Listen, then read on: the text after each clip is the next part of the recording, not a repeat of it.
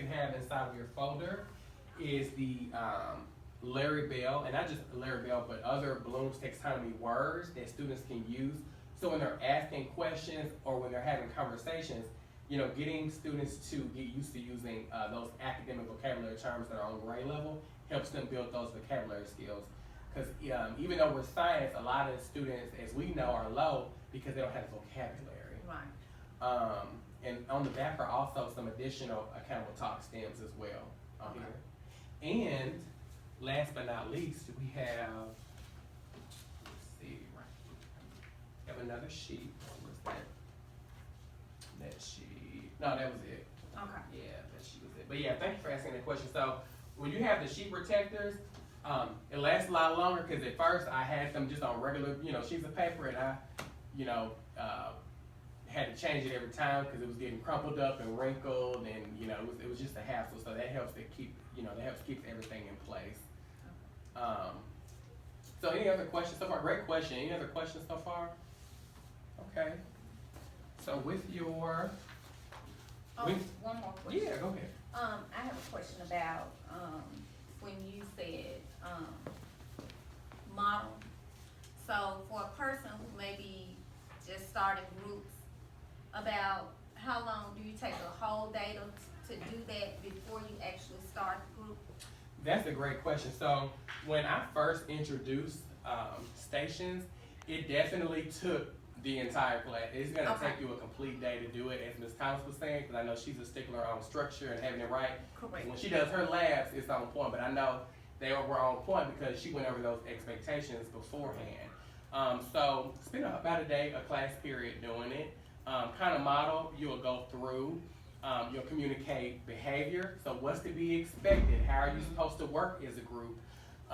You're also going to provide each student, each table with the different folders, so they kind of already have an idea of what are the stations exactly. Because one of the things is you don't want to have your stations and they don't know what those are, and they don't know like how to kind of engage in those. And then there's two options. So it depends on how you feel with your students. You can have the students either democratically assign the roles, or you can just assign them yourself. But I like kind of, when we are doing that, allowing them to choose, because that gives them more ownership of taking it on fully. So that's a great question. So I would spend about a whole class period doing it.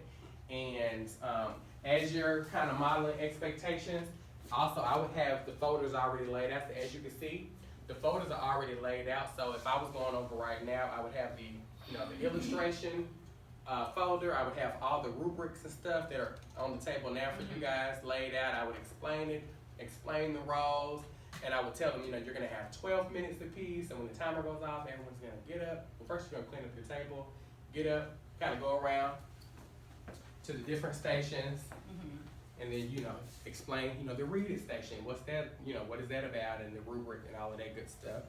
And then, so forth and so forth. The research it station. Okay. The organize it station. Oh. Which this is not organized because it's falling out. Organized it. The watch it station.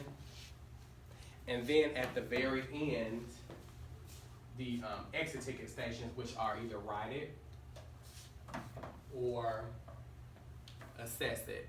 And then one of the things that I would also do when you're taking that time to kind of explain the stations, let them know that they actually get to choose where they want to go to. So it's not you assigning it or saying you have to go here or you have to go there. The students get to choose. The students also get to choose which exit ticket station they want to do. So they want to do the assess it, which is 9 times out of 10 multiple choice. So I'll show you an example. So let's see right here. So the assess it is multiple choice. So if they want to do this, then they can do that. And the write it station, which kind of looks like this, you have to write it out. So they get to choose. So going back to the tennis rubric, ownership, engagement, and then your check for understanding. That's your check for understanding right there. You get to assess it in the end. And this is a copy of what, because we actually did these stations yesterday that are actually inside. So as the students are working on the stations, one of the things that you can also do, this is one that this template that I have, the students, instead of having a whole bunch of different sheets of paper, they can write their answers on a template. So you can already have the stations kind of built up, and they can put all their answers right here. So that way when you collect it, it's all in one place. So you have to illustrate it, excuse me, assess it, read it, research it, organize it, and then to watch it. They'll put all their answers in one spot. So you'll know how many stations they actually did. So how many they did? Well, they'll do 3, Right. but it depends on which 3 that they, they. Right, so you can immediately look at it and see Mhm. which 3 they immediately. And then, as you mentioned, so as they're working on that, you get to circulate around. You have your own little answer sheet, and you're just, circulating around, asking those probing questions, making sure they're on task, and redirecting them if they kind of need that as well. I have one more question. Yeah, go So, ahead. as they're in groups, do they have the autonomy to, if I'm working with this group, are they actually in the group, or do they have the autonomy to leave and go work in that station? That's a great question. So once they're in that group, the assignments that they have, it'll probably range around 10 to 12 minutes. Now, what you can do and what I've done, I put an extra assignment in there, so if a student get, if they complete their work early, they can go ahead and do an additional assignment. But once they're in that group, they have to stay in that group until the Okay. time goes Okay. out. So that way, it's not like moving around the room, and it's not like kids playing. So And they can't move until their 12 minutes is up, and they Right. have to stay with that they particular have to stay group. at that group. But Okay. if they get done having an extra assignment, so that it's challenging, maybe move it up a tier. So most of the students, if it's a proficient assignment, having like an advanced assignment for them to do if they complete it early. Okay. So, but that's a great question. Cause they'll get up. They will get up. They'll get up in a minute. They'll be ready. So that's the structure that needs to be provided for the stations. And like I said, just modeling it, expectations, going around, having all your rubrics in place so they kind of know how they're being graded. And, for my class, I like to grade them 2 ways.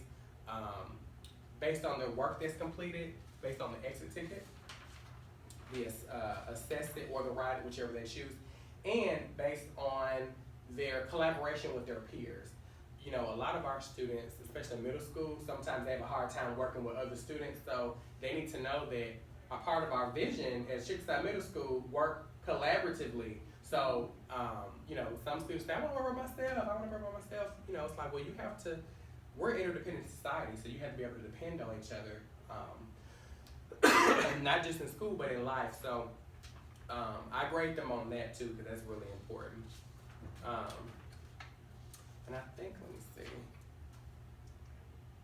So it can kind of be set up like this. So I have the white folders, but it doesn't matter. You can have a folder, you can have a notebook, all of your supplies in the middle, however you want to have it. Okay, of course have your timer. So I use this small timer up here, and it goes off, and it's real loud. It looks small, but it's mighty. Or you can do the online, stopwatch, so they can also see it a little bit better, depending on the size of your class. And that's pretty much it for the most part. Some teachers are a real stickler about mixing it up. If you have a class where you have a mixed gender class, you can mix them together, have all the girls together, have all the guys, but in the end, if they're getting to choose where they want to go to anyway, and if they're choosing what they want to do, they're going to be engaged however you decide to pair them. And of course, looking out for those who maybe have some conflicts and stuff like that. So the big thing for today, are there any questions that y'all have, like just some thoughts that popped up during the session, or just some things that you feel like still tugging on you with the stations as you may want to get ready to start them on your own? How do you combat like those class sizes where they don't get to choose their stations, because you already have a group of 4 to 5 that's already in one, and then by that time, like, you only have enough for